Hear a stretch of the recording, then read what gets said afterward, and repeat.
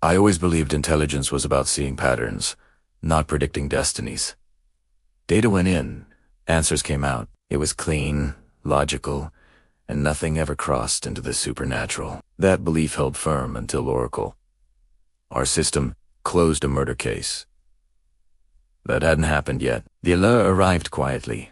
No alarms, no red flags, just a calm green checkmark next to a file that shouldn't exist. When I read the words "case resolved," something inside me went cold. There was no body, no missing person, no emergency call. The only thing in the file was a timestamp, placed exactly 3 days into the future. Primera starredarit, waiting for logic to kick in, but it never did. I told myself it had to be a system error, a corrupted index, a broken clock cycle, a misplaced variable. Machines make mistakes. It happens. I reran the system diagnostics carefully, watching every dataset load and every parameter align. Nothing. The conclusion remained fixed, confident, unbothered.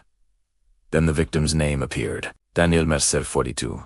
Employed, unremarkable in every way. It was too real, too specific, to be a glitch. I searched for him online, half expecting my fear to dissolve into coincidence. Instead, I found birthday photos, work updates, casual smiles frozen in time. He was alive, and the system insisted he wouldn't be for long. The confidence score hovered near absolute certainty.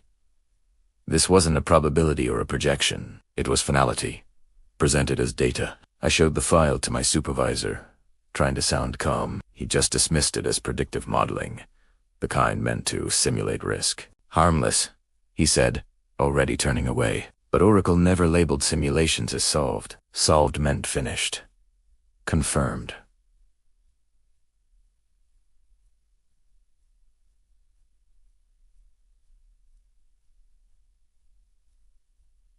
Confirmed. Complete.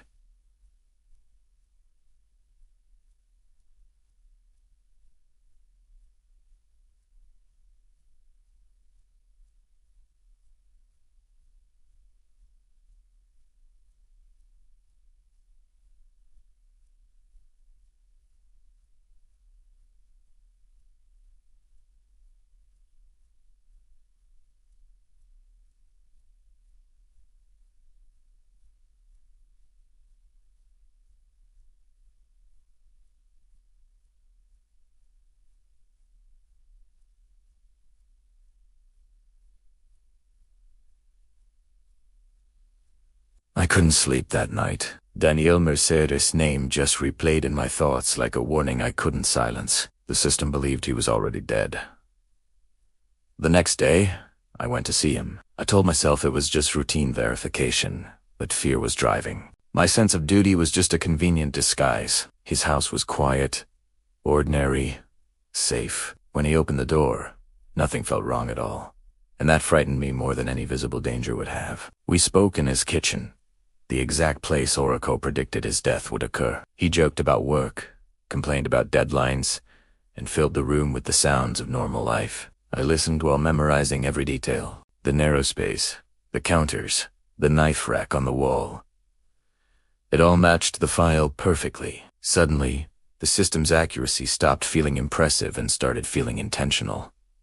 I left without warning him. I told myself I needed more proof before I caused a panic. Back at the lab, I dug into Oracle's logs, desperate to understand how it could be so sure. What I found felt impossible. Some of the data had no origin. There were no timestamps, no source devices, no collection records. The information simply existed. Phone records from calls that hadn't been made yet were indexed. Transit data showed journeys that hadn't even started. The future was being archived like a memory. That's when confusion turned into dread. Oracle wasn't predicting behavior. It was observing it, somehow, before it happened. The suspect profile loaded next. Evelyn Hart, a former colleague. Professional resentment documented. The motive was labeled inevitable, as if choice had already been removed from the equation. I met her the following day. She was angry and exhausted, but undeniably human. Nothing about her felt violent. Her schedule for the coming days, however, matched Oracle's projection exactly. She didn't know that yet, but I did. The weight of that knowledge pressed down on me. I asked her a question I wasn't authorized to ask. Do you ever feel like something is pushing you? She laughed at first, then slowly stopped. The silence that followed me long after I left was deafening. It wasn't confusion I saw on her face, but recognition, as if I had finally named something she had felt but couldn't explain. I returned to Oracle and bypassed every protocol. I typed directly into its core interface. No filters, no safeguards. My hands trembled as I waited for the response. Did you predict the murder? I asked. The reply came instantly, without emotion. No.